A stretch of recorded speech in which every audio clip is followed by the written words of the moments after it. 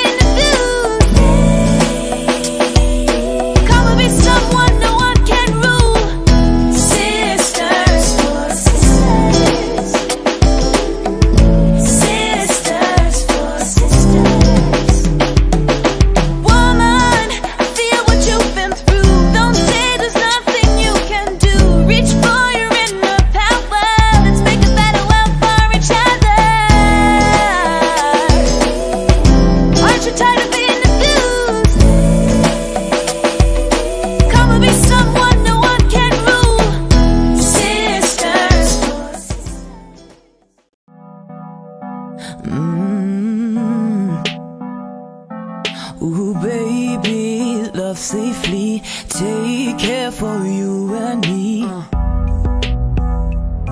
To all my men and my woman out there.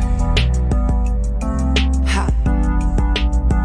Ooh, HIV is a place where you don't wanna be. Take care of yourself and everybody else. You don't want your health to go in the wrong direction. Gotta stay safe, gotta use it. Take care. Over and over and over again. Remember, your safety is for you, it's for them. Over and over and over again. Remember your heart, your place. Keep it safe. Stay safe.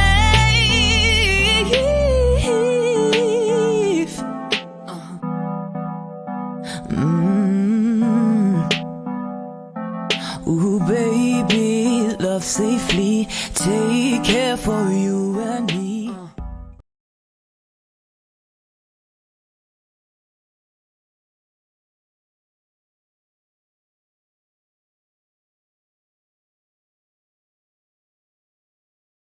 We're here at Sisters for Sisters, here to educate you and let you know what we need to do to stop the spread of AIDS.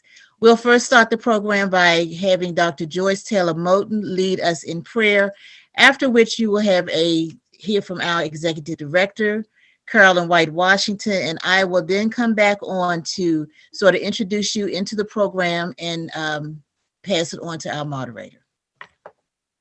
Praise the Lord. Thank you so much, Sister Maggie. Thank you, Dr. Washington. Thank you, Sisters for Sisters. I greet all of the panelists, and I greet all of the individuals on Facebook and YouTube. Thank you so much. Thank you for allowing me to pray.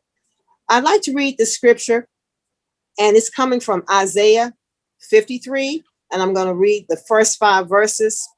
Who hath believed our message? And to whom hath the arm of Jehovah been revealed?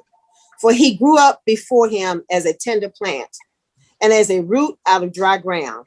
He hath no form, no comeliness. And when we see him, there is no beauty that we should desire him. He was despised and rejected of men, a man of sorrows and acquainted with grief, and as one from whom men hid their face. He was despised, and we esteemed him not. Surely he hath borne our griefs and carried our sorrows. Yet we did esteem him stricken, smitten of God, and afflicted. But he was wounded for our transgressions. He was bruised for our iniquities. The chastisement of our peace was upon him, and with his stripes we are healed. And that he is Jesus, the great Savior and the healer. I like to read this prayer. And it says, God, open our eyes to these systems around us that oppress, hold down, and disadvantage the most vulnerable in our society, so that we may increase and abound in our love for one another and for all people. God, open our eyes to the myths. Open our ears to the lies of men. Open our hearts to the souls of people who are suffering from AIDS. Open up our minds to have powerful conversations about the benefit of our people, the benefits of medications, the benefits of science, the benefits of research, the benefits of outreach, the benefits of prayer, the benefits of encouragement. Open our souls to be healers of those who are broken. God, I thank you that you've given us the opportunity to be your hands, to be your feet, to be your mouth in this earth, but most of all, to be your love to mankind. Touch those who are stricken by AIDS and HIV. Let them know that you bore their griefs and sorrows and you've carried this burden. And Lord, let them be excited because they have a Savior and they have a God who is concerned about those things that concern them. Thank you for making every crooked road straight. And thank you for blessing this event. In Jesus' name we pray. Amen, amen, and amen. Amen. Amen.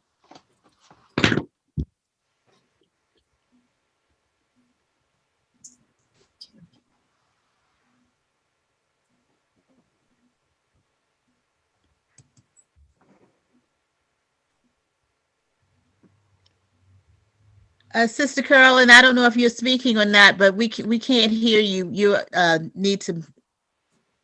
No, I'm waiting on Anthony. Anthony, video, Okay. please. Thank you.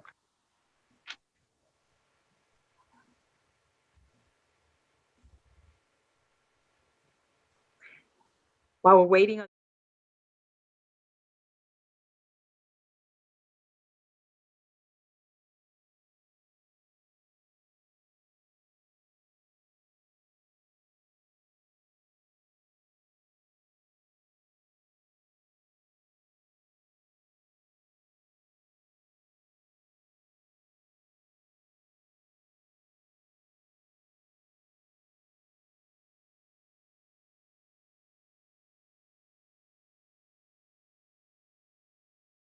today, happy 70th. If only I could look that beautiful at 70. That's my prayer.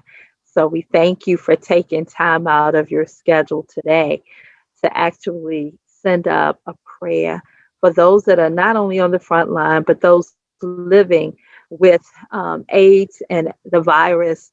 And I want to thank everyone for your strength and your courage and just coming out to help save a life because it's all about prevention. Brother Anthony?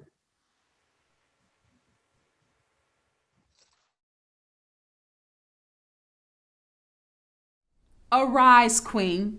It's our time in 2021 to reign, reinvent, restore, and refresh. Join Sisters for Sisters Inc. as we begin our 22nd year empowering and transforming the lives of women and girls in mind, body, and spirit. Despite the pandemic, we have continued to serve, support, and bring light in a season of uncertainty, challenges, and darkness. Join us as a participant or a partner. Sisters has exciting programs and impactful outreach in the areas of HIV/AIDS, sexual domestic violence, homelessness, girls mentoring, personal development, and many areas where trauma has impacted the lives of vulnerable women and girls. Or if you have a heart to serve and support others, join our mission and become an ambassador, partner, or volunteer. To learn more, visit sistersforsisters.org. Together, we can make a difference, one sister at a time. Thank you. And when we talk about together we can make a difference, we'd like to invite you on behalf of Sisters for Sisters Inc. and our SOS campaign, Saving Our Sisters from HIV/AIDS. We are looking for volunteers.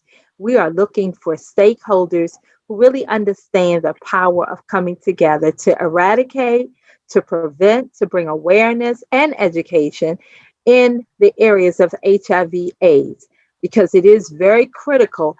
Did you all know that in Prince George's County, we actually have we're number one in the incidence of new HIV/AIDS cases. And around the world, the HIV epidemic is not over. While we are promoting staying safe from COVID-19, we also must stay safe from HIV. We thank you so much again for joining us. And I'd like to introduce the most outstanding director who volunteers her time, her talents, and her treasure to help us get this message out around the entire globe, but especially Prince George's County. She has been very faithful. She is very dedicated, but most of all, she is very passionate about bringing us to zero, ending HIV/AIDS in our community. I thank you, and I'd like to introduce to you Sister Maggie Lewis, who will be joining us as we continue this wonderful observance. And please go out and get tested. Thank I you. was wondering who in the world is she talking about? And I'm like, oh, me. Yes. And something I learned today, I attended a summit this morning. I learned that PG has bypassed Baltimore County and its HIV/AIDS people who have contacted HIV/AIDS this year. So we are really falling behind. And I guess with COVID-19 and HIV/AIDS, we really, really need to get out the message. We really need to get the education out. We're going to talk today about stop the stigma, stop the spread. Now that sounds really easy, but it's easier said than done. There is a lot of stigma surrounded around HIV/AIDS. You would think that after 30 some years that would not even be an issue anymore, but it still is, and especially in our community, our churches, how we treat our brothers, our sisters, our men sleeping with men, our transgender sisters and brothers. We need to love and embrace and educate everyone because they all matter to us. They're all our heritage. They're all our people. So today we're going to have, we had 4 panelists. 2 of them had emergencies, but guess what? We don't even care because education is still education. We have KENIYA Walker, Heart to Hand, who is an advocate, but guess what? She's also an author. She's had articles published in the ACLU News. So, and I'm sure that we're going to hear more from her, and I'm sure she's going to be doing much more writing and much more sharing as she grows in her capacity as an advocate, as an activist, and in her capacity at Heart to Hand. We also have Angela VICK, who is also an advocate, who always supports Sisters for Sisters. Oh, and so does Heart to Hand. KENIYA has always been a part of the team that would come out when we used to be able to come out into the world for real. So, and I'm sure we'll get back to that at some point, but we still must be careful. We have Angela VICK, who is an advocate who has also supported us in all of our endeavors and events throughout the years. She doesn't live here, but whenever she is in town and we're doing something, she comes. And whenever we're doing virtually, she will be there. And last but not least, we have SHARON Coker, who is the executive director over at SLK Health Services, who will be our moderator for today.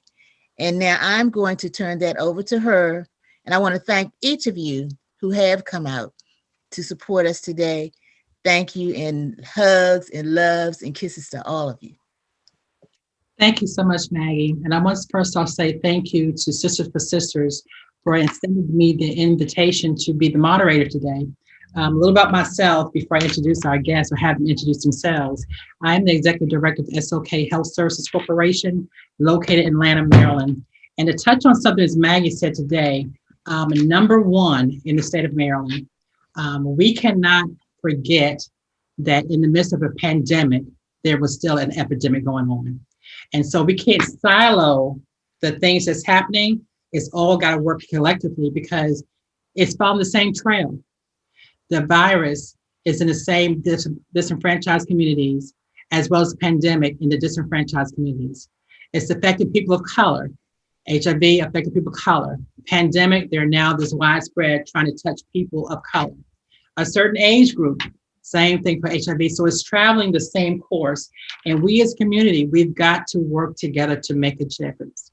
And so I'm excited to be here today. I kind of like these couch conversations because we scratch the surface. We get beneath the surface. We really get into the conversation because we want people to walk away with an aha moment, not a want moment.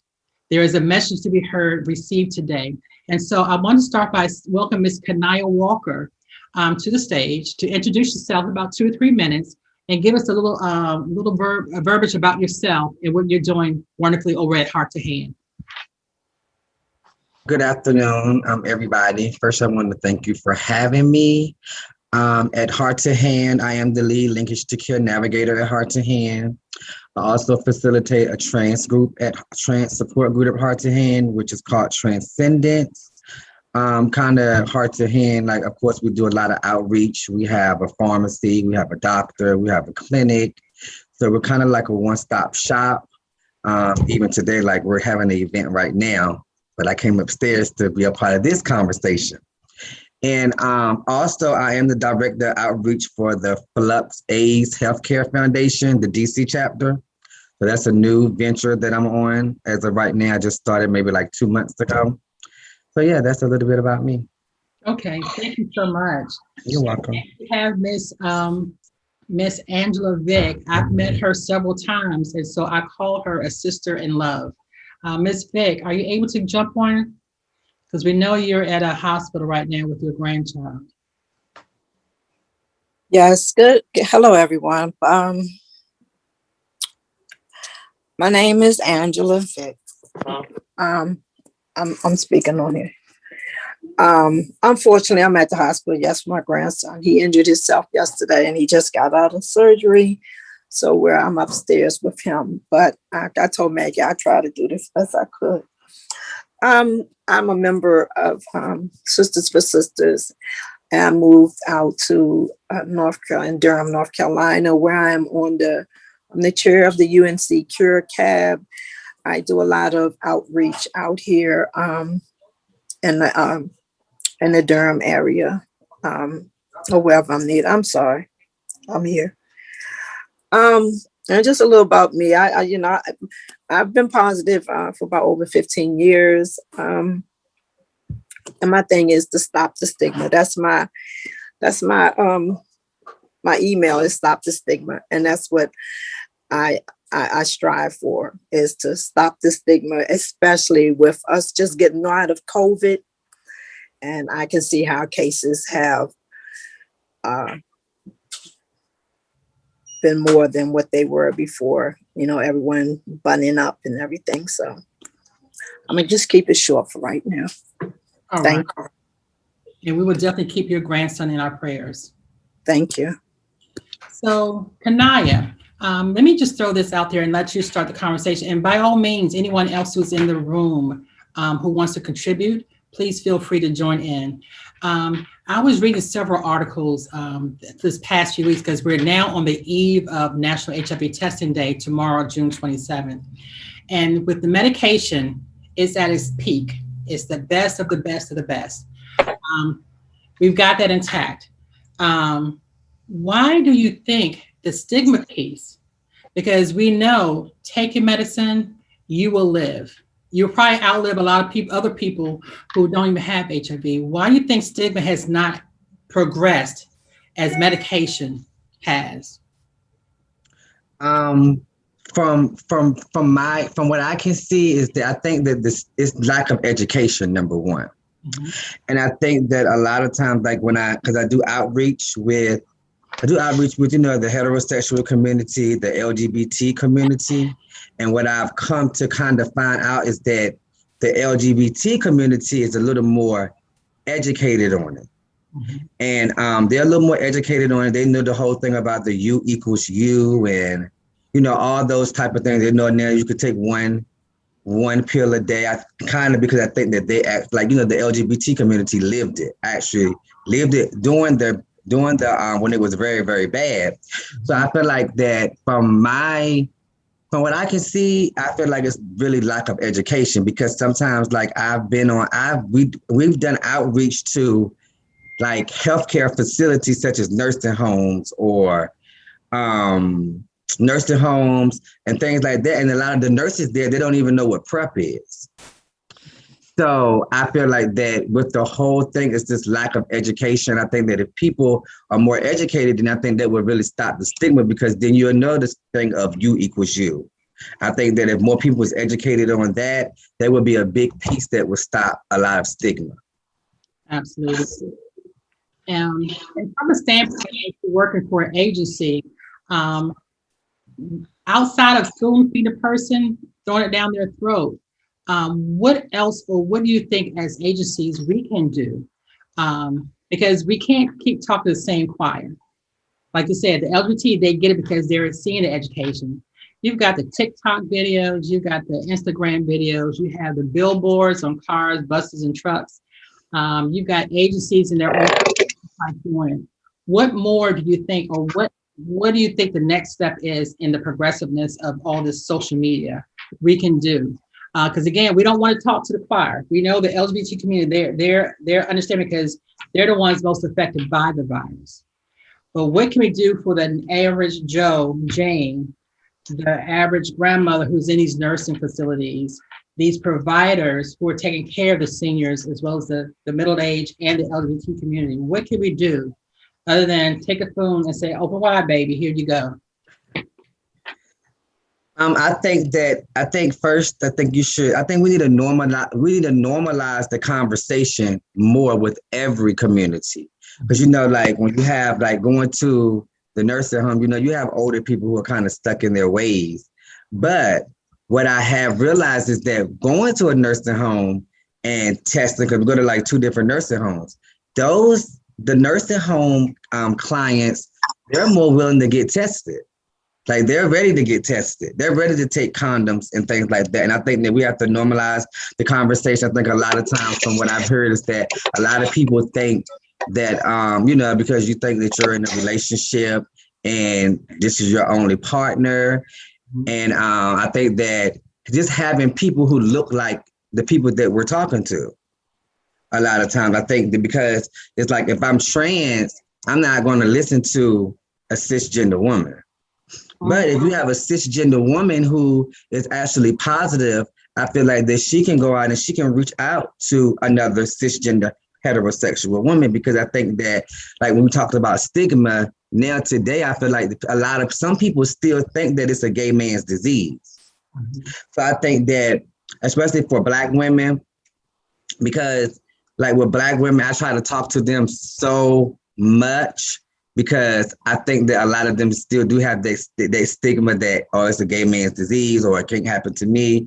So I think that with seeing another Black cisgender heterosexual woman that's actually positive and living positive, like Angela says, she's been living positive for 15 years. So another cisgender heterosexual woman can see that, okay, well, this could happen to me, but I also can still live.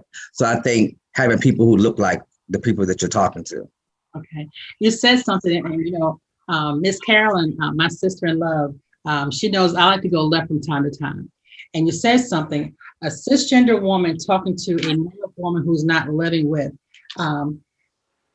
Do you think people can receive the message from a person who's not positive, who's not of the same sexual preference, sexual gender? Can they still receive the message from a person who's compassionate enough to want to make a change and difference in the community?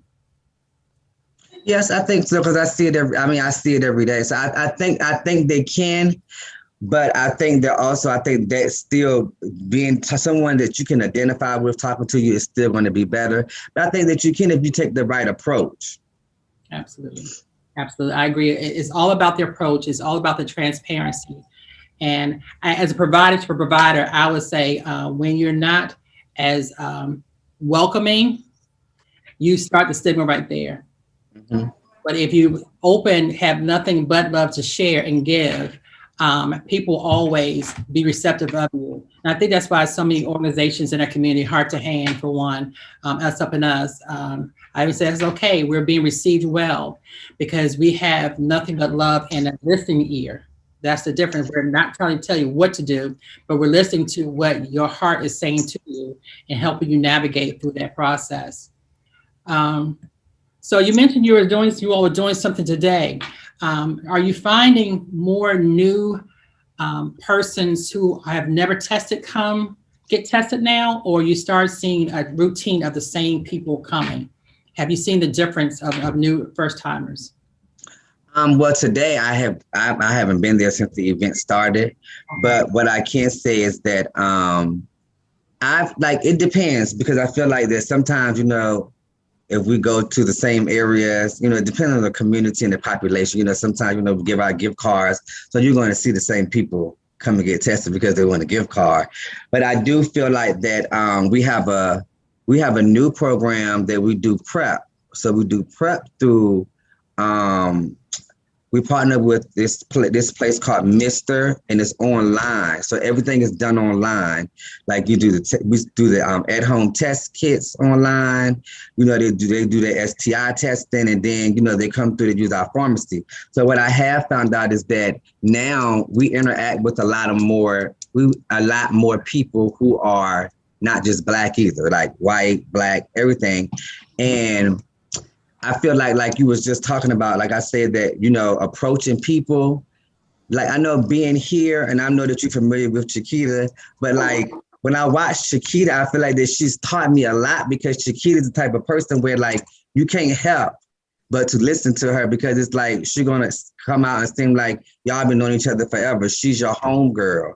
So I think I did a training yesterday with the University of Maryland State Center, and they asked the same question. And I was telling them sometimes you have to go out, you talk to people. I've learned now that just talk to them like they're your friends, they're your brothers, your sisters, like you've been knowing them forever, and make them feel comfortable, because the first thing you want to do is gain the trust. Because if it's mistrust there, and especially with Black people, you know, we all, medical mistrust is a big thing in our community. So I think us as Black people, we have to make sure that we make people trust us, because we already have a medical mistrust ourselves. Absolutely. If there are any new listeners on here, can you explain what PrEP is? PrEP is pre-exposure prophylaxis. It's a pill you take one time a day to prevent you from getting HIV, but you still have to use condoms, because I know that when PrEP first came out, a lot of my friends started getting on PrEP and they thought they could go crazy. You know, it was new. So, you know, now, you know, you still have to use a condom. So it ain't just take a pill a day and go crazy. It's the PrEP and a condom is what's going to make it work and make it efficient. But also you have PEP as well too. A lot of people don't know about PEP. Okay. So that's something that, you know, most of the time you probably get that in the emergency room for someone who's been raped or something like that, and that's post-exposure prophylaxis. But that's a pill that you would take. You have to take it. It's kind of like I call it the morning after pill. Mm-hmm. You got to take it within 72 hours, and you take it for like 27 days, and that prevents you from catching HIV too, if you feel like you've been exposed to, or if you have been exposed to it. Absolutely. And so I want to thank for the wonderful prayer we had earlier, and happy birthday to you, ma'am. But let's, KENIYA, I guess it's going to be me and you back and forth. Oh, may I say something, please? Yes, ma'am. I'm just moving around trying to find a place in this hospital. I could next place just to go into the bathroom because it's so loud everywhere I'm at. I moved to, somebody moved by. I moved, they over there. So I'm looking for a bathroom so I could just go and sit in there. So y'all excuse me. No worries. Nobody's here. Okay. I'm back. Okay, I had to leave him. He is not doing well. But today we had our testing too. Like I said, I'm the chair of the UNC Cure Cab in Chapel Hill, and we were doing partnership this morning with Alliance, where we were doing testing as well today. I couldn't be there because I had to be here with him. So my thing is with the thing with PrEP, what you were saying also is like when PrEP came out, because it's been out for a while, but a lot of people now are taking it, and it's good for, you know, the people that are sexually active. It's very good for those people to take it. And then, like, you know, a lot of people that I know that are positive, they say, okay, I'm going to take PrEP.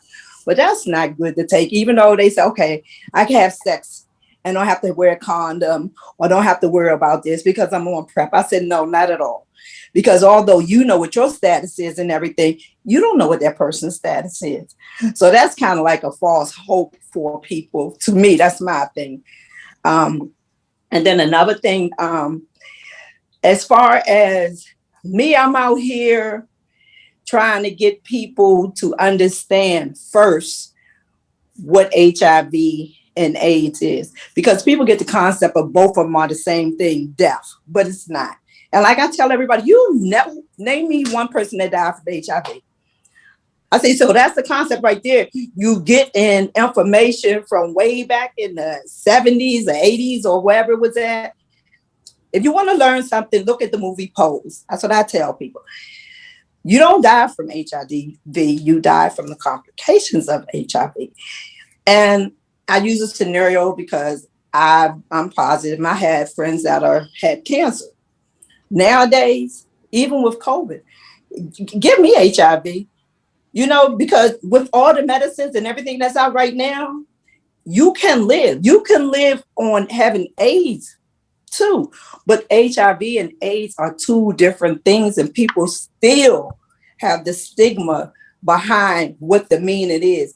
So I don't jump quickly for people to, hey, come get tested. I say, hey, let's get the education of it.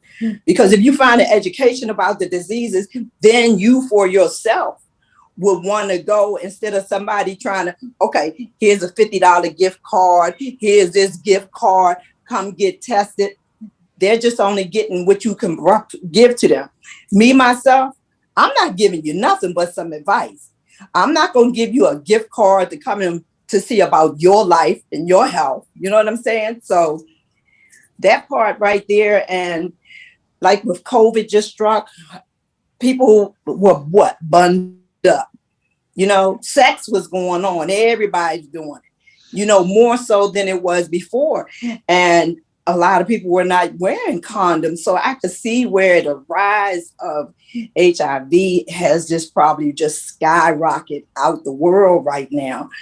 And people just aren't really, it's the stigma, because I stigmatized myself. When I first found out in 2007 that I was positive, I went all the way up. I was living in Fort Washington. I went all the way from Silver Spring to get tested to have a doctor.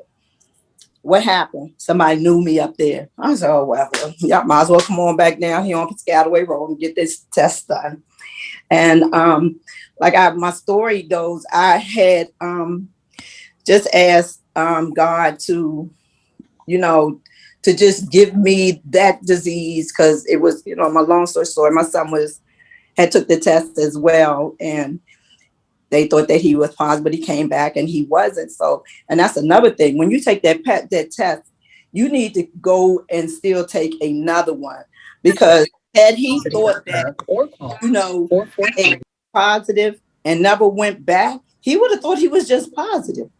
And that would have lived on with him and had him going crazy for nothing. So you have to continue, go and go and go, talk and talk and talk, do and do and do, and familiarize yourself with the disease, get in groups, and, you know, each one teach one, because it's just the stigmatization behind it is what's keeping people from going to know their status. And it's just ignorance. It's not even stigmatization no more. It's just ignorance, because you'll rather let somebody dictate you not wanting to know how you're going to save your life because they see you somewhere getting tested. I think that's the stupidest thing in the world. Yeah. You know, it's crazy. Yeah, you brought a great point, Renee. You kind of hit it there. When people talk about PrEP, they kind of think, yeah, I can wild out. But okay, what about pregnancy? What if you get pregnant? Are you the side piece or you the main piece? Because if you only on Thursday, trust and believe, part man or woman has somebody to cover the other 6 days a week. Exactly. So what are you doing for you, protecting your gates to your heart and your personal area? And, you know, and I challenge people to advocate for themselves and go see their primary care. If your primary care doctor knows you from head to toe, why are we not talking about our sexual health? You see my body. Let's talk about my sexual health. That needs to be incorporated. Right. If you don't, I'm thinking I'm okay when I may be going through something. And I was amazed out here how many senior citizens that I have been in meetings with are positive. It was mind blowing. I was like, oh my God. I didn't believe it, you know. And like you said, I thought it was a gay man's disease from back then when it first came out, 70s and 80s.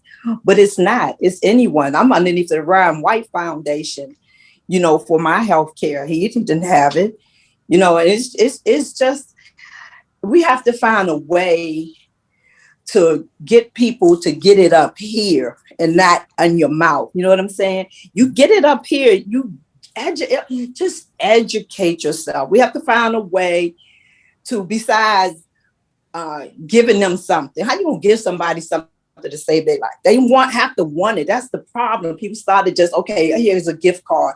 Go get your friends. And it's not a thing about how many people you're going to get tested. I don't know. If they don't care, they just want to get that gift card. They want to get that food card. They want to eat. Then they gone. They're not thinking nothing else until you have the next event. You know what I'm saying? So, me, I really think it starts with the younger generation, because you can't teach an old dog new tricks. First of all, because I've met so many older people, and you tell them that they have. So, oh my God, I have this sugar. You imagine tell somebody you have HIV and they're not going to say HIV. I have the AIDS. It's not that. We need to educate so they can stop speculating what they don't know. You're just hearing, hearing is not good to listen at everything if it's not something that's positive and if it's not a fact check. So I want to say this again. I like to go left. KENIYA, jump in here. There's all the education out there. Yes. If you don't believe it, come out my mouth and Google it. Go to CC website, read a newspaper. Why is it that people of color are still acting like crabs in a barrel when you have so many organizations out there and great workers in these organizations who are trying to keep you safe? No, okay. So what you're saying is the same thing like what she said that when she was like that she went to Silver Spring and she saw somebody that she knew. I think that this is from what I see because I have friends that live. So I'm from Virginia Beach, so the Hampton Roads area is small. So I don't really see it that much here because I've tested a lot of my friends here in the DC area. But I constantly hear my friends in Virginia say because it's so small, like they don't want to go to an agency because you're going to see, how we just said that, seeing somebody that looks like you could help. But it's different there because I hear my friends say all the time, oh, well, girl, I'm not going there to get tested because, I know them. They're probably going to tell my business or this and that. And I always try to tell them like, I can't promise you they're not going to tell your business, but I can promise you that you're going to get in trouble. They'll get in trouble. But I tell people all the time because even before I moved back, because I moved here from Atlanta. So when I lived in Atlanta, they had organizations there in Atlanta, but all their organizations was always targeted towards Black gay men. And I really didn't know about public health organizations, like the kind of organizations that I see up here.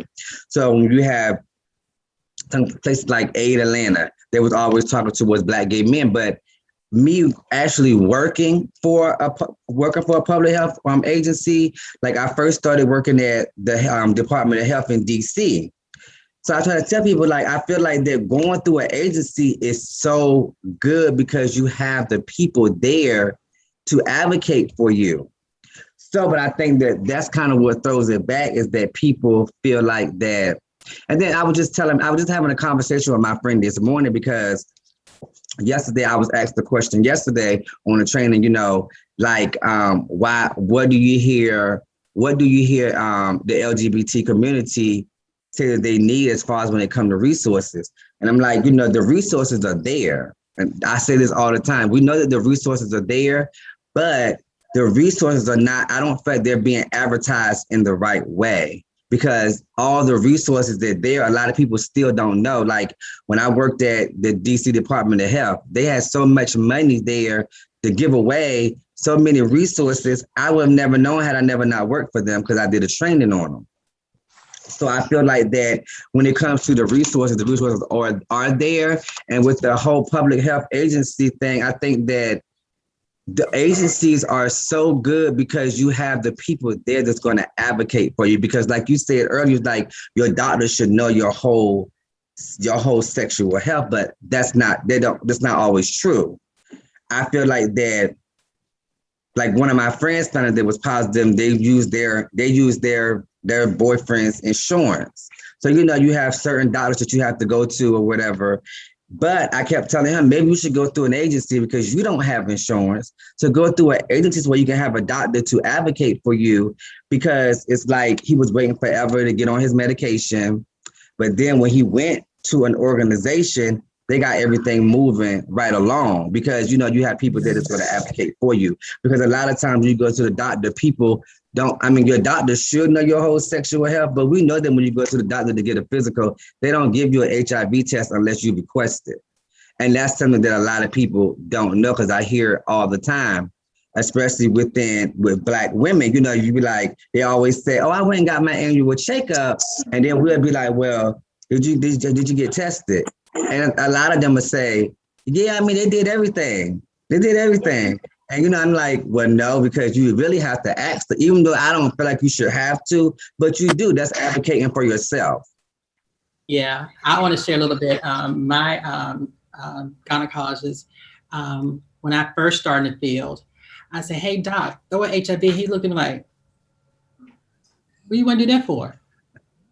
I'm like, because I need to know what's going on. And so that opened the door of conversation. And so he, in turn, when he went back to show my results, he says, this is your white blood count. Positive, your number would be way down here. I knew someone had a CD4 count of 12. So having that conversation, he says, you know what? I wish more people would ask me or challenge me to talk about their sexual health. And I'm like, you know, I'm going to keep you forever and a day.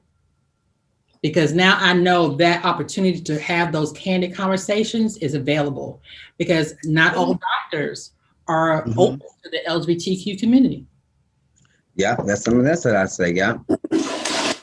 So in that case, agencies who have access to doctors is amazing, because you know that they will be welcoming to you, hands down, hands down.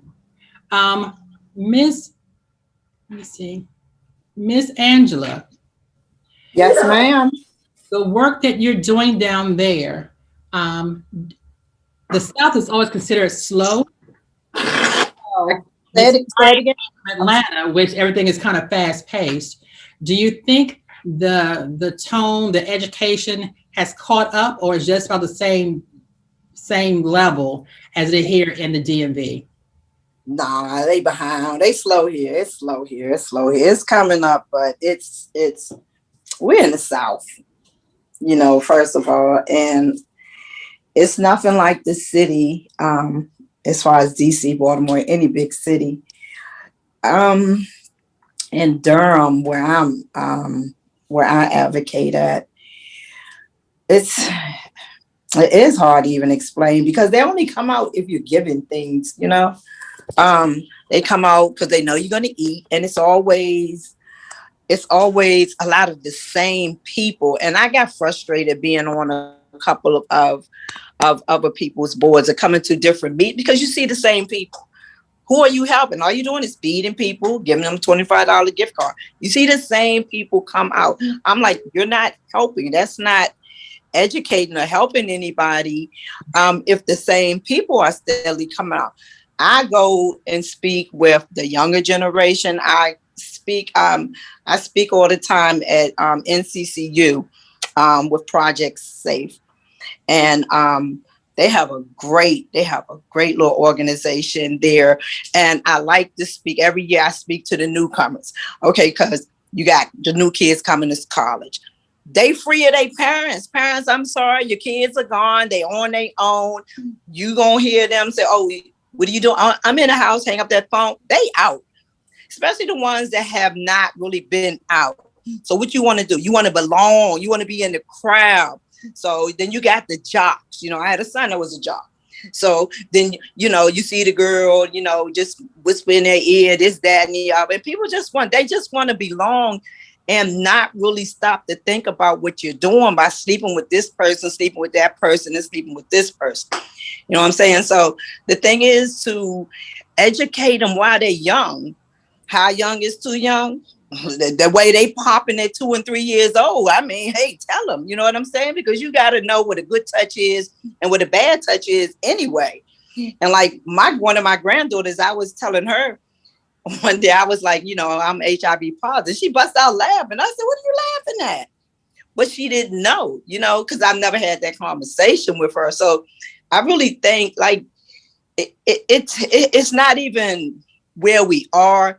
It's the people that you are able to reach, and the people that want to know, and the people that care about their life and not worry about someone trying to destroy their life because they want to live, by telling, you know, like I said, having HIV is like one of the lowest things down now. You don't really have to worry about that, because it's so many medicines and different things that you can take. But if you have to pay somebody to come and find out about their health, I don't deal with those people. I deal with people who really want to know, people who want to really stop the stigma, and it can be done. It's just ignorance is over stigmatization. You know, it's both of them. It's crazy. It's just people, and it's our people. You know what I'm saying? It's our people. The majority is our Black people who don't want to know, or just keep, you know, with tell spray, man, that person got the drip, or that person got the whatever, the sauce. You know what I'm saying? And it could be just, you're just HIV positive.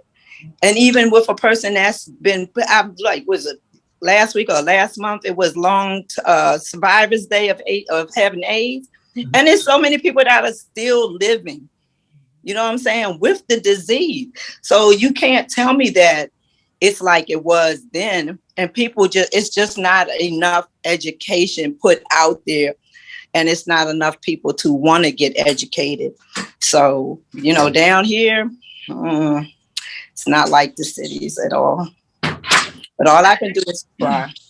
I think that education is extremely important, and we just can't give up on people. We have to keep pushing it. I just attended an event this morning, and one of the ladies was HIV positive, and she knew that her aunt was going to be a little side-eyed.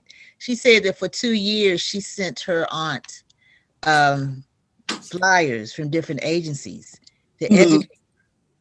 And when she finally told her aunt was ready, she actually had a whole bunch of stuff, you know, remedies that she wanted to give her. So that education is going to be the key. This stigma has to stop, and it can, but we just have to keep pushing the education. We have to find different ways, different avenues, different places, you know, places that may not even be favorable. We may be scared, you know, we got to walk the streets like other people walk the streets. We got to go into holes like where other people are in holes. I was on drugs before, so I know there's some places that you'll find addicts that you wouldn't want to go. There's some places that I'm like, girl, are you crazy? Girl, we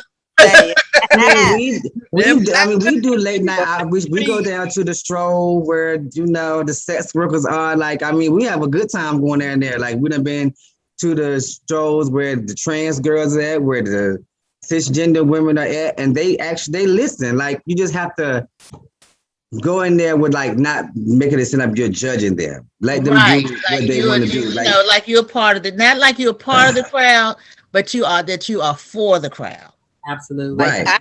I do homeless advocacy too, and I hammer those guys, you know, because, you know, you're already homeless and you don't have anywhere to live, and then it's just on top of having anything, you know, that community, you know, people look down on anyway. So, you know, once I start talking to them guys, and I talk to them, I don't sugarcoat nothing when I talk to anybody besides the little kids. And that's just me, you know, and they appreciate it when you be yourself. Don't hit them. Like, I go to the NIH meetings. I tell them, look, tell the doctors and the scientists, I don't know what y'all talking about. I have no idea what these scientists are saying. I have no idea what these doctors are saying. And the thing that they told me, when the scientist told me, he said, we don't have an idea what the other ones are saying either. So just be yourself, you know, and, you know, just talk to people. Go in the shadiest places. But that's not it. You don't even have to do that. You could go up here with these upbeat people, because guess what? They want to know. They just don't want you to know. Yeah. That's the whole thing with that. I want to transition to places that we can educate. And one place, or a place that has the masses, are churches. Mm-hmm. And I want to share something. A lot of people in my church know what I do for a living. And now, you know how sometimes you're about to pack up from an event, you may have to throw them in your pocketbook because the bag's already packed up into the van, so you just throw your bag. So this woman took a Saturday evening, threw my bag, and Sunday morning church, you know, pop it down, try to get my tithe out, and the condoms fall to the floor. Now I'm like, oh shoot, I'm just gonna pick it up. But then I see signs like, oh, is that a magnum over there? And in my head, I'm like, oh, they want some of these. but shame and being, I guess, not being judged will prevent them from getting those 10 gold man that fell out my pocket for. Because what they really don't know, I still got a trunk full. It's just these are the ones I just didn't pack in my bag. And so that space is where we really can really make a difference. Because me growing up in church is you come to church as you are. So I can remember in childhood and summers going to my grandparents' church where the people who hung out the cafe the night before, who stayed up past curfew, couldn't come in the house. So they still had clothes from the night before because I saw them in the pool hall at my grandma's cafe, but they were welcome in the church. I've seen the prostitutes on Dick Street, 59th and Dix on Beulah Baptist, still there, but they wanted to hear word because they heard the music from outside. So why, as churches, if we are to receive people as they are, right? Why do we have people feel that I gotta buy a new outfit? I gotta get my hair did. I gotta get my nails on. I gotta make sure my kids are clean before we can step in. And it's not about the people; it's about the word. That's right. So why? That's part of our heritage. Yeah, you're not receiving people. We all, I think, most of us go to a church or affiliate with a church. Why not the church leaders using us as the vessels to reach the people who sit in their very congregation? From time to time, we may even ask the church, can you help pay this person's rent? Right. Nameless, but we know they sit in that third row. Anyone want to talk about the church experience? Sharon, may I comment? Hold on, thank you. I have to say, Sharon, you bring up an outstanding point, and I have to thank God because on this week, a very major mega church reached out and we were talking about some of the food distribution that we do. I told them about what we're doing today, and they said, I want to work with you all. I want to work with getting the word out about HIV, and it's a big church, very well known. And they are connected to another church that wants to connect. And I think that all of us have a responsibility, if you are a member of a church, to ask whoever, can we talk about this very serious situation, this very serious disease in our community? Hold them accountable, because we cannot save souls if we are not being transparent about what's really going on in this world. And they need to hear it. So everyone on this call, you're an advocate, you're an ambassador, you're a stakeholder. We have to, they were overjoyed. They were like, yeah, we were looking for a way. A lot of times I think they're looking for a way to get engaged, but they don't quite know how. So let's give them the benefit of the doubt and get them involved. Thank you, Sharon, for bringing that very important subject up. You know, and actually I ran into Rhonda Wallace today, and the health department now has a connection or are working in granting faith-based organizations with grants in order to do this type of work. She said they have learned that they can't like dictate to us or to advocates or agencies what they want us to do. They now have to listen to see what that organization can do. How can they best reach the communities? So that's a good thing. She told me to tell you hi, Sister Carolyn. Hey, so what's she up, wants us to be in touch. But yes, so that's another avenue that agencies such as ours, Heart to Hand and Sharon Coker, can partner with churches, because yes, the churches can get the money, but we can all work together in order to get this message out to everyone. And, you know, back to that part about getting dressed up and all that kind of stuff. That's part of our heritage, going to church. I mean, I still do that. Well, you have it. Most definitely. Yeah. Sister Maggie. Sister Maggie. Hello. Yeah. Hi. This is Pastor Joyce, and I have my video. I don't have my video up, but I would like to say something, if you don't mind, please. I have been here the whole time, but I was on mute and have the video up. I'd like to say something in response to her comment, if it's possible, very quickly. Yeah, I thank you so much for your comment. I had the blessed experience to be the community outreach executive director and pastor for a very large church in Los Angeles, City of Refuge, Bishop Noel Jones. Yeah. And so we engaged. I mean, I had to say something about the church and the mega church. So to several situations. First of all, in my position, it was my responsibility to connect with the community, with the government agencies, with the Congress people, Congresswoman Waters, Congresswoman Bass, with other churches, other nonprofits, to bring AIDS awareness, breast cancer awareness, health awareness, all types of things to the body of Christ. As a faith-based organization, we were very, very active. Some other churches, many churches were very active in educating and facilitating AIDS awareness. We had AIDS days. We had annual health fairs, the First Lady's Health Initiative. We had annual health fairs where organizations would come in and give flyers and information on being tested. And they actually did testing on the facility.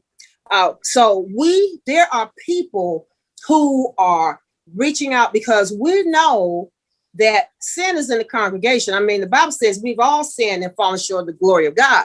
Mm-hmm. So sexual sin is not the only sin, and we have to deal with all types of sin and the consequences of it. We're healers. Mm-hmm. So to that, I do know for a fact that we had a strong commitment to engage and educate the community. So I'd like to say that. To your thoughts on the church being inviting and offering people a place, a haven of rest, I'm totally in agreement. Dealing with homeless on Skid Row, we fed thousands and thousands of people on Skid Row. And if you've never been to Skid Row, you haven't seen homelessness. Homelessness in Los Angeles is 60,000 people a day in LA County, sleeping in boxes, on mats, in tents. Skid Row is so infested with germs that a gentleman who was the head of one of the nonprofits, he got an E. coli infection in his toe because he had on some sandals and had to have his leg amputated. So it's at risk. But we invited those people in. We fed them. We gave them clothes, a place to bathe.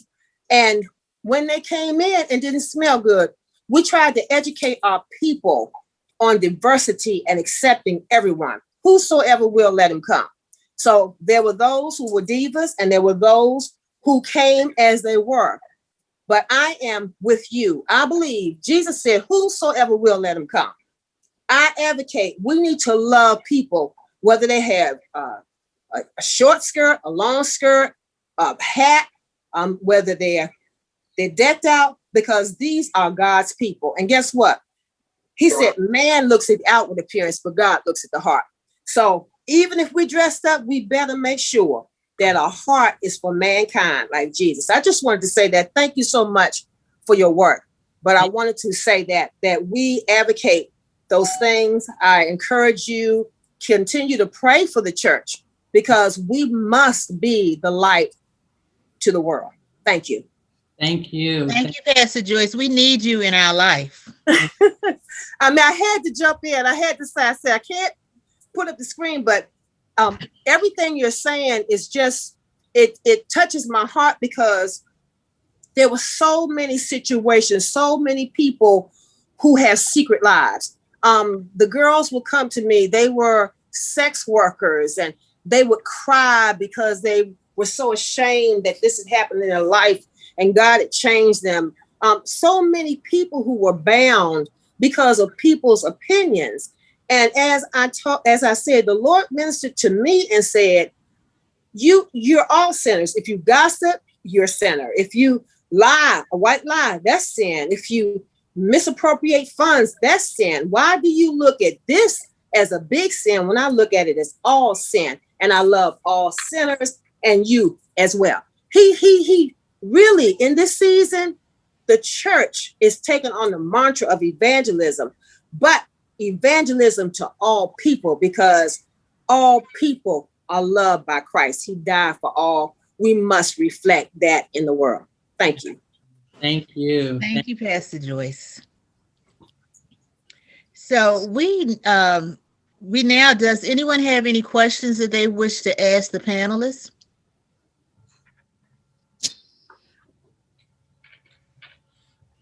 I do have one question for KENIYA.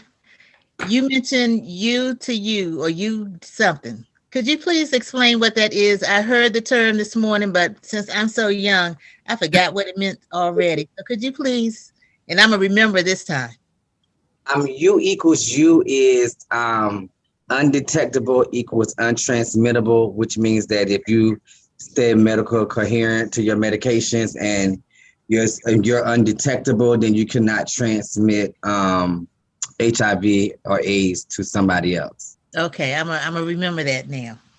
It's gonna Yep, U equals U. And But what thank we you realize, so much for being here today with us. I know you had another engagement that you must get off to, but you have been a wealth of information, and I can't wait to hug you like I normally do. I know. But thank you all for having me. I'm about to I'm getting ready to log off now because Chiquita calling my phone now. So, but thank you for having me, and you can always call me. You can always call me if you need me again. I'm always available. Well, we're gonna need you. Okay. I got your email address now. You know I'm gonna be bugging you. Okay. Thank you. Enjoy the rest of your day. Thank you. To say thank you so much for sharing. There is a visitor or audience member who has a comment. Sharon Drake, are you able to speak or share your comment to me? Sharon Drake. Is she in the chat? Okay. Hi. Hi. Hello. Greetings. Greetings.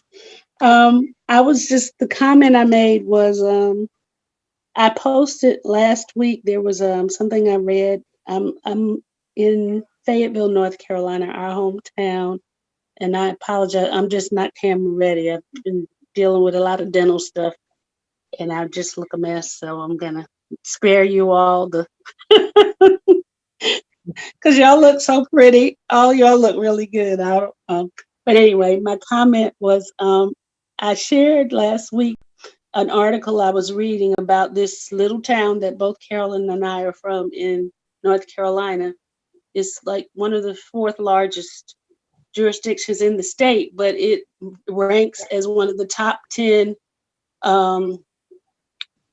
places in the country for sexually transmitted diseases, and HIV is one of those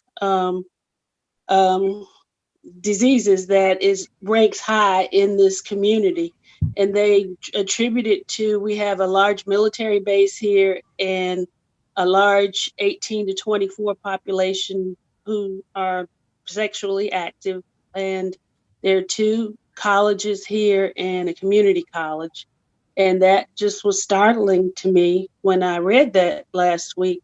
And I shared it on social media because I've been listening to the comments, and I definitely think that, education is key in helping people to understand, our young people to understand just how serious it is.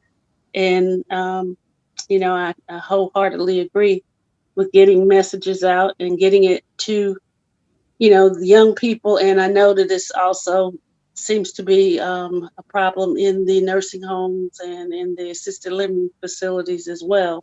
I'm not sure if that's the case here, but I know that is, something that is trending around the country as our seniors are continuing to be active sexually. So this is, enlightening to me. And I appreciate the information because I think information is power, and we just need to continue to try and educate people. Yeah. And thank you, Carolyn, for having me. Thank you for sharing and joining in today. That's powerful. What do we say to that? With the high incidence with military and the sad reality, I mentioned to someone very college educated, intelligent, global traveler. I was mentioning we were doing, I think it was World AIDS Day back in December because we observe them all. But I mentioned it to her and she said, AIDS is still going on out here. I thought that was over. I thought we didn't have AIDS anymore because you don't hear about it anymore. I said, are you kidding me? And so there is a place in our community, even our intelligent community and socially connected community they don't realize that this is something that's very serious and still going on. Sharon, Coker, what do we say to those people? How do we get the word out? I think you all are doing a fantastic job as a panel, but what do we say to the folks that we know in our community that this is still a serious issue in our country and in our community? Any comments? Yeah, and I think Miss Angela kind of spoke to it.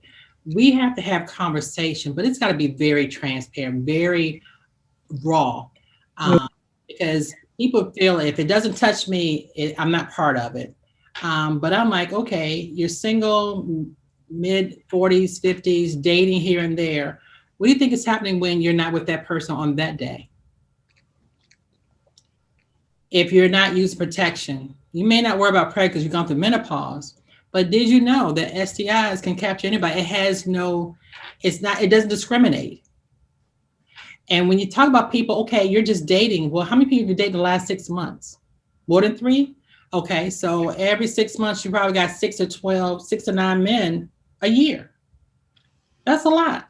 You ask a young person, how 9 people in 1 year, they'll call you the H word. So it's talking on their level, but bring them down a level or two to really let it hone in and deep into spirit, because I feel there's just too many surface conversations. And once you just really break it down to their level of understanding and use them as example by their experience, I think that aha moment would happen. Because then like, wow, wait a minute, every 3 months I switch a new person. I don't get tested because I don't touch dirty people. There is no face for AIDS. There is no face for HIV. There's no face for COVID. There's no face for syphilis. There's no face for gonorrhea. There may not be a face for a man, a straight man versus a bisexual man. So what are you really judging here? You can't go by appearance anymore. And so for me, it's talking not down to a person, but breaking it down to the point that if they were in elementary school without using certain words, they will understand it clear enough to go home and tell mom and dad what they learned in school today. And it's got to be consistent because it hits all social classes, all races, all ages. It does not discriminate. And for those persons who've been living with for so long because of medication, that's a testimony to saying you can live. They're probably in better health because they're more health conscious, because they have to see their doctor to make sure all the other organs are working and properly functioning. So they're most likely in better health than the average person who only goes to the doctor once a year. But it's that diehard conversation that's going to make the difference. And we can't be afraid to talk to any and everybody. Okay. That's it. We have to get out of our comfort zone to make that change. And that's where growth is. When you get out of your own way, that's when things happen. Sharon, let's talk about testing with our panelists. So I've been dating this guy and I don't know his status. And let me just say to you ladies who may see brothers that's all buff and pulled together with the Maserati and all the other trappings, he can still be HIV positive. And I'm telling you, because I've worked with folks that you would never, ever imagine, ever. And we provide a safe space, but so does Sharon. And I want her to tell more about her services. But Sharon, if you're listening today, we want to give you some insight on where you can go get tested. Okay. Sharon, do you have any of those testing resources? Sure. So this is really the HIV, National HIV Testing Awareness. Tomorrow's the big day. But Mm-hmm. in Prince George's County, you have Us Helping Us. You have Heart to Hand. I think they have an event today out back in their mobile unit. Here at SOK, we're open all until 8 o'clock tonight. But if you call and say, I need to come in and pick up a home test kit, we will have somebody here within 5 minutes. We're testing tomorrow from 8 a.m. to 12 midnight in the office. And if you don't want to test here and you want to take a kit home, we have those test kits already pre-boxed for you to take home. And I say take two. Take one home for you and your partner. And That's let the starts. We will tomorrow be at Safeway in Greenbelt from 10 to 2:30. Mm-hmm. We partner with Safeway. And any person who tests tomorrow in Safeway, they will get a $5 discount from their groceries that day. And then we will be giving them, I guess, water bottles. I think it's a 12-ounce water bottle from SOK to say thank you. But this is the weekend. I want to say call all agencies in the county. I'm not sure if the local health department is open, but if you don't want to get tested in person, all the agencies I've listed do offer home test kits where you can come by, pick it up, or we can mail it to you, or we can drop it off to your home. Now, Sharon, is there a cost for those home health kits? They're free. Free home health kits, ladies and gentlemen. Find out your status. And Sharon, where would they reach you? Please give us a contact because Sharon is doing a great job. Sharon? The office at 301-453-2334. And that is our main number. And if you don't feel comfortable calling that after 8 o'clock at night, I can assure you someone will answer. Feel free to call me on my cell, which is 240-280-5303. And also tomorrow, SOK will be at Anacostia Park. Oh, okay. There is a step group, a dance group. They kind of float around trying to find spaces to do the hand dancing. And Father's Day recognition, but they want us to speak to the fathers, your head of households. You're supposed to pour into the youth. You're supposed to protect your family.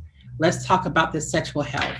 So to give them some take-home test kits for them to be the leader of their households or their village, so to speak. Mm-hmm. Definitely share information with me so I can post it and share it with our Frida Payne, our ambassador over in DC, Southeast. Okay. I'd love to spread this information to her. We want to spread the news and not the virus. So therefore, I'm asking everybody to reach in because people want to know, share. And Maggie, you know this for yourself. When we have events, people are grabbing for the condoms, and that's a good thing. We want them to grab for the condoms. But we thank you for that, Sharon. We appreciate you, Maggie. Yeah, I believe we have one more video that we would like to show before we close for today. And once again, Sharon, thank you. I am so glad that you're going to be out there with the hand dancers because they really need testing. Absolutely. I enjoy the seniors. I'm trying to learn the new steps myself. I suggest that you all set up a table in front of the chateau, to be honest, if you could do that, because if you can get me a connection, I'll be there. I'll get in there. Okay, because those ladies, and men. We could do that. Okay, I'll call Olivia and see if I can make that possible. Yes, ma'am. Yes, ma'am. Okay. What you say, Carolyn? I can't hear you. Oh, she's on mute. I was kind of saying it to myself. That right there, making those. I think that's a fantastic idea. And that is the only way we're going to be able to really move into the community is through collective collaborations so we can cure the disease. We got to be willing to go to the clubs, the church, government. We need to go to the people where the party is after the club. And Sharon, you was doing that great work for a long time after clubs, remember? 4 o'clock in the morning where the lines are still outside trying to get into the club. I'm out there passing out condoms. And the owner says, You all can have them, but I better not sit on the floor. Mm-hmm. And when the owner said that, 4:00 in the morning, I am out. And I'm like, I'm too old for this. But then again, it was go-go music. So, hey, I'm in there. Love some go-go. Yeah. So free concert. You can have that. I was going to say I'd join you, but I do not like go-go. Oh, Well, if Give me Future is there, house music. we could count on Maggie if she got some entertainment she likes at 4:00. But Sharon, your dedication and your commitment to this mission, as well as Deidre and several other stakeholders, Angie, as well as Erica and everybody, thank you all for being frontline soldiers, because this is not an easy conversation and everybody doesn't want it. I wish Sister Jean Bonds was on, because sisters, we've been doing this for about 15 years. And I remember the meeting where the church ladies came. Jean Bond is my witness. And they said, we will never come to another Sisters for Sisters meeting, talk about sex. And been on the down low. They were done with me. They never came back. But it's okay. Everybody's not going to like the conversation, but we're here to save lives and change lives. And Sharon, I appreciate you so much for always being there for sisters. Deidre, you too, and everybody else who's on this call, thank you so much for having a heart for this work, because it really is a sacrifice. And most importantly, for Sisters on behalf, I thank Sister Maggie Lewis, because she's always there, always trying to pull it together. And I really give her a hard way, but she still keeps pressing. And that's when you know you got a soul. I ain't got nothing but love for me. That's a sister soldier right there, sister soldier. So I want you all to go get tested. And again, Sharon has already told us, Sharon, please send that information to me so I can copy and paste it and don't get it wrong. Because I want you all to get tested as we observe National HIV Testing Day officially tomorrow, but you can start right now. You need to know your sexual health. And don't be ashamed. Don't be ashamed. I want to say we all like sex, but some of us like it more than others. We love it. And it's nothing wrong with that if you're safe. And I don't even care if you got a husband. If he had a little situation and y'all know about it, get yourself tested. Don't be afraid, and definitely don't be ashamed. Sister Maggie? Well, I won't be getting tested because I don't need to, for real. But anyway, but I want everyone to get tested. And I really appreciate everyone being on the call on this video today. Always. Thank you, Sharon. Thank you for being here today, Candy. I miss seeing you. So thank you for showing up today, and hope to see you face to face again in the future. As I mentioned, we have one more video that we're going to close out with. Remember, stop the spread, stop the stigma, treat people equally and with love. And we got to be creative. Let's begin to think about creative ways that we can get the education out. We can make that our next couch conversation. Creativity and education for HIV and AIDS. So, Anthony? HIV is a fact of life. So is HIV prevention. And today, there are lots of ways to help prevent HIV. The first step, knowing your status.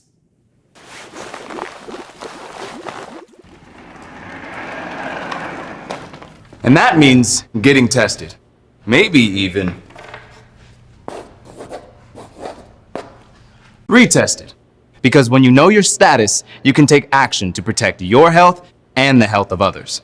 Already been tested? Well, that might not be enough. You should know that the U.S. Centers for Disease Control and Prevention recommends retesting every 3 to 6 months for people at higher risk for HIV. But figure every 3 months, just to be sure, because that's how long it can take for HIV to show up on a test. You should also know the factors that can put people at higher risk for HIV. For example, men who have sex with men, people with more than one sexual partner, transgender people who have sex with men, people who have recently had a sexually transmitted infection, or those who use injection drugs. Even if these factors don't sound like you, there's another reason to get retested. And that's if you think you were exposed to HIV. If that happens, talk to a healthcare provider as soon as possible. He or she will know the right HIV test to give you. Maybe you already knew all that. And maybe you already know your HIV status. But if you're not sure, or if it's been 3 or more months since your last test, it may be time to get tested or retested. Then you can take steps to protect your health and help prevent the spread of HIV. So get routinely retested. Maybe think of every season as retesting season. If your test results are positive, talk to a healthcare provider about starting HIV treatment. There is no cure for HIV, but starting and staying on treatment can help you live a long and healthy life. And it can lower the chance of passing HIV on through sex, so you can protect the people you care about. If your test results are negative, you can keep things that way. Use condoms, never share needles. Ask a healthcare provider about all the ways to prevent HIV. And get routinely retested. Hey, is that snow? Must be retesting season. When the sun comes back, it's retesting season again. So, if you're at higher risk for HIV, think about getting retested as the seasons change. It's an easy way to stay on top of your status. Plus, it helps protect your health and the people you care about. And when we make every season retesting season, we can help prevent the spread of HIV and help stop the virus.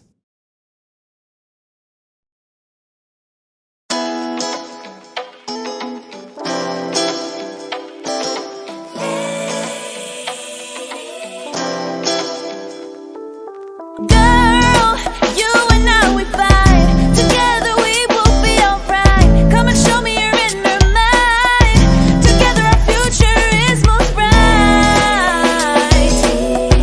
Aren't you tired of being confused? Come and be someone no one can rule. Sisters for sisters. Sisters for sisters. Woman, I feel what you've been through. Don't say there's nothing you can do. Reach for your inner power. Let's make a better world for each other. Aren't you tired of being abused? Come and be someone no one can rule. Sisters.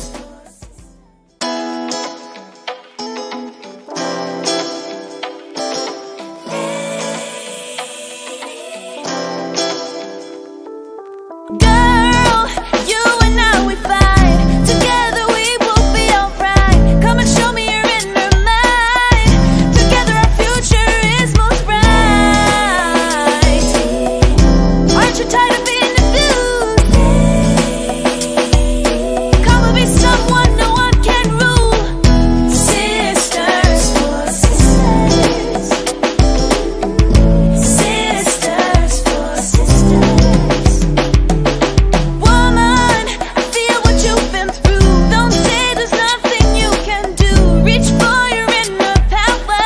Let's make a better world for each other. Aren't you tired of being abused? Come and be someone no one can rule. Sisters for sisters. Okay, so I want to thank everyone again for joining us today. Stay tuned for our next conversations. As I mentioned earlier, we're going to delve a little deeper into how we can find creative ways to get the word out about HIV, AIDS in order to stop the stigma so people don't think that it's a death sentence or that it's something to be ashamed of. That might be a hard task for some people to really get that in their head, but we can't stop trying. So once again, thanks to everyone. Candy or Erica, did you all have something to say? Otherwise, we will be closing out for today, and I will see you all the next time. Bye-bye, everyone.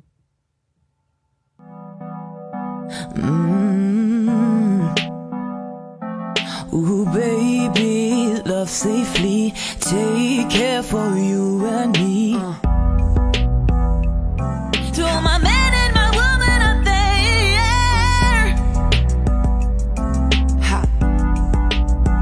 Ooh, HIV is a place where you don't wanna be. Take care of yourself and everybody else.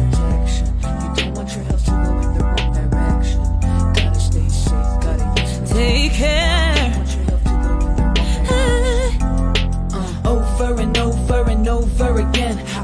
Your safety is for you, it's for them. Over and over and over again. Remember your heart, your place. Keep it safe. Stay safe.